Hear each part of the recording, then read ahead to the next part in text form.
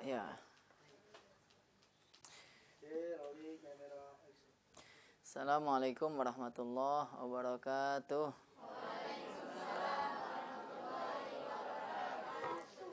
Alhamdulillah, nahmaduhu wa nasta'inuhu wa nastaghfiruh wa na'udzu billahi minasyururi anfusina wa min sayyiati a'malina. May yahdihillahu fala mudhillalah wa may yudlilhu falan tajida lahu waliyyan mursyida. Subhanaka la ilma lana illa ma 'allamtana innaka antal alimul hakim. Rabbi yassir wa la tu'assir, Rabbi atmim bil khair. Wa ba'du wa ba'da tahiyyah. Bapak-bapak, ibu-ibu, adik-adik, para santri dan santriwati rumah tahfiz, atau juga para pemirsa dimanapun Anda berada, yang dimuliakan Allah Subhanahu wa Ta'ala. Pada kesempatan kali ini kita akan berbincang soal bekal kita menuju alam keabadian. Perjalanan satu hari hidup di dunia ini sama dengan 1000 tahun di negeri akhirat. Ya, Al-Quran menyebutkan ka'alfi sanatim mimma ta'udun, seperti 1000 tahun. Ya, tentu sangat lama ya. Satu hari ya di alam barzah, di alam kubur itu sama dengan 1000 tahun. Ya. Nah, bagaimana kita bisa membayangkan perjalanan yang begitu panjang, sedangkan kita tidak memiliki bekal yang cukup. Ya. Tentu kalau kita ingin berjalan ke satu daerah, ya, kita harus mempersiapkan bekal yang cukup, ya, agar kita tidak kesulitan, agar kita tidak kehabisan bekal di tengah perjalanan. Tentu sangat tidak mengenakan kalau bekal kita pas-pasan atau kekurangan. Nah, bekal yang cukup itu apa? Yaitu salah satunya adalah berwakaf. Ya. Wakaf itu, ya, sebagaimana dijelaskan oleh baginda Rasulullah SAW, adalah tiga perkara yang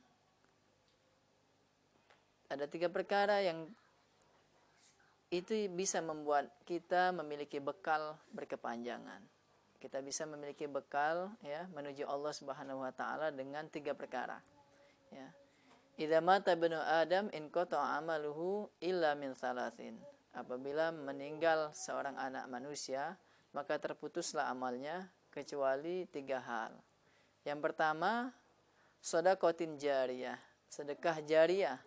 Apa itu sedekah jariyah? Yaitu wakaf, ya, di mana sedekah kita mengalir terus sampai ke negeri yang abadi. Yang kedua, au ilmin yuntafa'u bihi, ilmu yang bermanfaat, ya, seperti anak-anak santri di rumah tahfiz, ya. Ini adalah salah satu contoh kegiatan belajar dan mengajar, ya, menghafalkan Al-Quran. Ini adalah salah satu bentuk ilmu yang bermanfaat. Yang ketiga, awaladin sholihin yada'u lahu, atau anak soleh yang mendoakan kedua orang tuanya. Ya. Yang disebutkan di hadis ini adalah waladun sholih, anak yang soleh. Ya. Dan anak yang soleh ini tidak mesti anak kandung. Ya. Bisa anak asuh, ya, bisa anak yang kita tanggung biayanya, ya. Nah, kalau bahasa Arab itu anak kandung itu biasanya menggunakan ibnun atau bin, ya. Nah, sedangkan di hadis ini disebutkan walad, ya, anak. Ini tidak mesti anak kandung. Jamaah sekalian yang dimuliakan Allah, ada sebuah kisah, ya, barangkali ini bisa menjadi renungan kita bersama. Ada seorang pemuda yang alim, ya, di satu daerah. Dalam satu waktu dia bermimpi, ya, dia sedang berada di negeri akhirat. Dalam mimpinya itu dia melihat, menyaksikan bagaimana kejadian, ya, tentang nasib anak manusia di negeri akhirat nanti. Ya, dia lihat ada satu, ya, meja, ya, meja hidangan. Di situ ada seorang bapak dan bersama istrinya, dia sedang menikmatin sekali, ya, hidangan yang disediakan Allah, ya. Sedangkan di sisi yang lain, di pojok sana, dia saksikan orang-orang pada rebutan, ya. Berbeda pemandangan dengan yang bapak ibu ini yang ada di meja hidangan, tapi orang-orang rebutan makanan, ya. Nah, pemuda alim ini dia heran, ya, apa gerangan yang membedakan bapak ibu ini dengan orang-orang banyak yang rebutan yang ada di pojok itu. Ya, kemudian dia hampirin, dia tanya, wahai bapak ibu, kiranya apa yang membuat kalian tidak ikut rebutan makanan seperti yang orang-orang banyak lakukan? Akhirnya dijawab oleh sang bapak ini, anakku, saya ini alhamdulillah dapat makanan ini, ya. Ini kiriman dari anak saya di dunia, ya. Anak saya itu dia rajin ngirim makanan ke saya. Dia rajin sedekah atas nama saya. Dia rajin doa atas nama saya, ya. Dia juga lagi ngapalin Quran, ya. Kalau kamu mau ketemu, mau kenal, ini anak saya. Dia tinggal di rumah tahfiz, ya. Nah, kemudian orang di sana, ya, yang lagi rebutan makanan, itu mereka memperebutkan kiriman doa dari kaum muslimin dan muslimat, ya. Mereka tidak punya anak yang soleh seperti saya, ya. Oh, akhirnya paham anak muda ini. Kemudian, ya, setelah dikasih alamat, ya, ini alamatnya anak saya itu. Kemudian dia bangun dari mimpinya, ya, masih jelas dalam ingatannya alamat yang dimaksud itu. Kemudian dia langsung cari, ya, di manakah anak soleh yang dia rajin ngirimkan doa, ngirimkan sedekah atas nama orang tuanya, ya. Kemudian sebulan kemudian, ya, pemuda alim ini dia mimpi lagi, ya. Dia mimpi lagi sama di negeri akhirat, ya. Tapi kejadiannya berbeda, ya. Dia tidak lagi lihat di meja hidangan itu, ya, bapak yang seperti mimpi sebelumnya. Bapak tadi rupanya sudah mulai rebutan juga di pojok sana, ya. Dia mulai ikut rebutan, ya. Akhirnya dia heran, kan. Dia bertanya, kira-kira ada apa ini? Bukannya waktu mimpi sebelumnya itu orang dua itu, ya, suami istri itu dia menikmatin sekali di meja hidangan. Dia temui, ya. Dia tanyakan, wahai bapak, kok Anda mulai ikut rebutan? Padahal sebelumnya Anda menikmati di meja hidangan. Oh, kamu belum tahu ya, nak, kata bapak ini. Anak saya sebulan yang lewat, ya, itu sudah tidak lagi ngirim makanan, ya. Anak saya itu dia juga sudah meninggal dunia, ya. Jadi saya mulai rebutan, saya ngandelin doa dari kaum muslimin muslimat. Akhirnya terkaget, ya, kaget pemuda alim ini. Dia bangun dari tidurnya, ya, kemudian dia langsung bergegas ke alamat, ya, anak soleh yang dia sudah pernah temui sebelumnya. Ternyata benar, tanpa sepengetahuan dia, anak soleh itu sudah meninggal dunia juga. Nah, jadi ternyata, ya, bekal kita mesti cukup, mesti banyak untuk menjalani kehidupan di negeri akhirat, ya. Kalau kita pun punya anak yang soleh, ya, 70 tahun kemudian dia meninggal, apakah ada jaminan anak itu kemudian melahirkan anak yang soleh lagi, ya. Dan, ya, kita tidak mesti mengandalkan anak kandung kita sendiri. Kita bisa, ya, mengharapkan kiriman makanan, kiriman doa, kiriman sedekah itu dari, ya, anak orang lain, yang itu kita tanggung biayanya, kita biayai, ya. Misalnya anak-anak yang ada di panti asuhan, anak-anak yang ada di rumah tahfiz, ya. Mereka anak-anak yatim, anak-anak duafa, ini kita biayai sebagai nanti bekal kita kalau kita sudah meninggalkan alam dunia ini.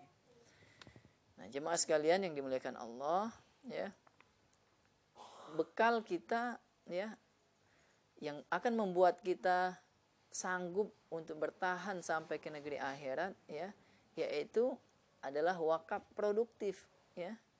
Wakaf produktif, di mana wakaf produktif itu, ya, dia tidak berhenti sampai 1 tahun, 2 tahun, 100 tahun, tapi terus dia menjadi abadi, ya. Nah, ini salah satu program kami, ya, insya Allah kita akan membuat wakaf produktif, ya. Di mana hasilnya dari wakaf produktif itu kita jadikan untuk membiayai anak-anak yang ada di rumah-rumah tahfiz. Bapak Ibu rahimakumullah. Kita coba ya merenung sejenak dalam Al-Qur'an Allah Subhanahu wa taala ya telah berfirman, A'udzubillahi minasyaitonirrajim. Bismillahirrahmanirrahim. Wa anfiqu mimma razaqnakum min qabli ay ya'tiya ahadakumul maut fayaqula rabbi laula akhartani ila ajalin qarib fa asaddaqa wa akum minas solihin. Ya. Allah Subhanahu wa taala berfirman ya di surat Al-Munafikun, dan berinfaklah di jalan Allah dari harta yang telah kami berikan kepada kamu ya sebelum datang kematian menjemputmu ya. Dimana orang-orang kalau ya ketika ajal akan menghampirinya, mereka akan berkata, wahai Rabbku, bolehkah, bisakah engkau tangguhkan ajalku ini barang sebentar ya? Maka niscaya aku akan bersedekah, aku akan berwakaf ya, dan aku ingin menjadi hambamu yang soleh ya. Dan ini Bapak Ibu sekalian, adik-adik yang dimuliakan Allah ya, percayalah, kalau sudah datang kematian kepada kita, maka tidak ada gunanya lagi harta yang kita tinggalkan ya. Yang ada adalah kita butuh amal soleh, sedekah jariyah, yang itu bisa membantu kenyamanan, kebahagiaan hidup kita menghadap Allah Subhanahu wa taala. Nah, bagaimana kita bisa melakukan wakaf produktif ya? Misalnya di rumah tahfiz saat ini kita akan membangun bedeng tahfiz atau guest house ya. Kita bisa ya bangun itu, kemudian hasilnya untuk rumah tahfiz. Dan itu setelah diwakafkan, dia selamanya akan menjadi bangunan yang abadi ya. Kemudian kita bisa juga berwakaf wasiat ya. Wakaf wasiat itu ya adalah saat kita masih hidup ini ya tidak mesti kita mewakafkan rumah kita ya, kita masih perlu ya. Tapi di saat kita sudah meninggal dunia ya, baru wakaf itu ya dijalankan oleh ahli waris kita ya. Dan juga tidak semuanya kita bisa ya berwakaf sepertiganya ya, 2/3 untuk ahli waris. Dan ini dibenarkan di dalam Islam. Sebagaimana Allah Subhanahu wa taala berfirman, Kutiba alaikum idza hadara ahadakumul maut in taraka khairanil wasiyatu lil walidaini wal aqrabin haqqan bil ma'ruf. Ya. Diwajibkan atas kalian apabila telah datang kematian ya, hendaknya mereka berwasiat ya. Meninggalkan hartanya itu mereka wasiatkan untuk diwakafkan. Nah, jadi misalnya kita punya properti, punya rumah ya, itu rumah kita setelah kita meninggal dunia ya, kalaupun nanti dijual, sepertiganya hasilnya diwakafkan, 2/3 untuk ahli waris ya. Dan bisa juga misalnya kita ya punya kendaraan. Nah, kendaraan itu kita wasiatkan untuk diwakafkan. Bukan waktu kita masih hidup, tapi nanti setelah kita meninggal dunia ini ya. Nah, jamaah sekalian yang dimuliakan Allah ya. Kalau kita ya sudah menjalankan yang namanya wakaf ini, maka insya Allah ya perjalanan kita akan bahagia ya, bukan hanya waktu di akhirat, tapi juga insya Allah di dunia ini kita akan mendapatkan aliran keberkahan ya, doa-doa dari orang-orang yang enggak punya, dari para anak-anak yatim, para duafa ya, para orang-orang soleh ya, yang menikmatin dari sebagian harta yang kita wakafkan itu ya. Kalau kita ingin menjadi manusia yang keramat ya, seperti Kiai Marogan misalnya, ulama harismatik yang ada di Palembang, bukannya beliau mengamalkan ilmu kanuragan atau punya ilmu sakti, bukan, tapi beliau sudah mencontohkan dengan berwakaf, ya.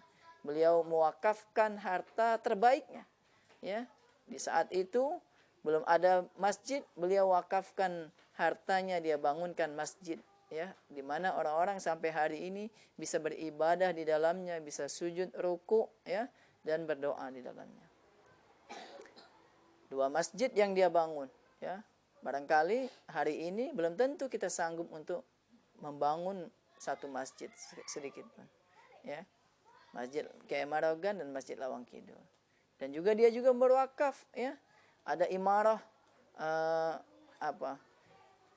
apartemen itu disewakan untuk jamaah haji.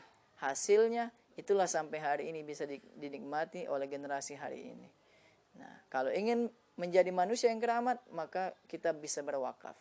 Dengan berwakaf, kita bisa orang mati bisa menghidupi orang hidup. Ya, Kiai Marogan meskipun dia sudah meninggal dunia 1 abad lebih, tapi beliau bisa menghidupi orang-orang yang masih hidup. Yaitu di mana hasil dari wakaf imarahnya itu disewakan, kemudian hasilnya dinikmati oleh baik anak cucunya maupun oleh generasi kaum muslimin hari ini.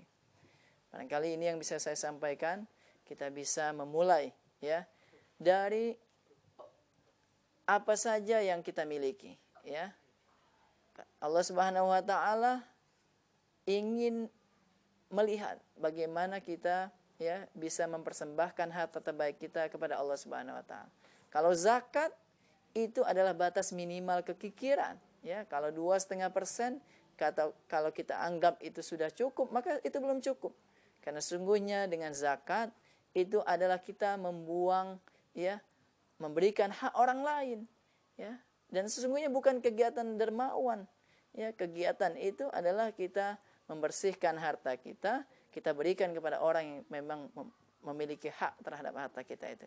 Baik orang-orang kecil, orang-orang yang tertindas, orang-orang miskin, anak-anak yatim, itu punya hak di harta kita.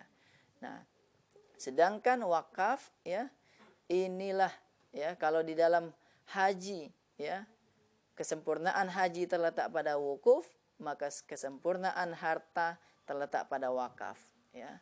Maka mari kita rame-rame, ya, mendukung, ya, kegiatan wakaf, ya, baik untuk rumah-rumah tahfiz maupun untuk kegiatan amal ibadah yang lainnya, ya. Mudah-mudahan hidup kita bahagia baik dunia maupun di akhirat. Kita juga akan mendapatkan keberkahan, ya. Hidup ini kalau berkah enak, ya, meskipun harta kita pas-pasan, tapi kalau berkah insya Allah, ya, kita akan sehat, kita akan jauh dari bala, dan juga kita akan mendapatkan, ya, limpahan doa dari orang-orang yang sudah kita berikan harta kita itu. Demikian yang bisa saya sampaikan. Billahi taufiq wal hidayah. Assalamualaikum warahmatullahi wabarakatuh.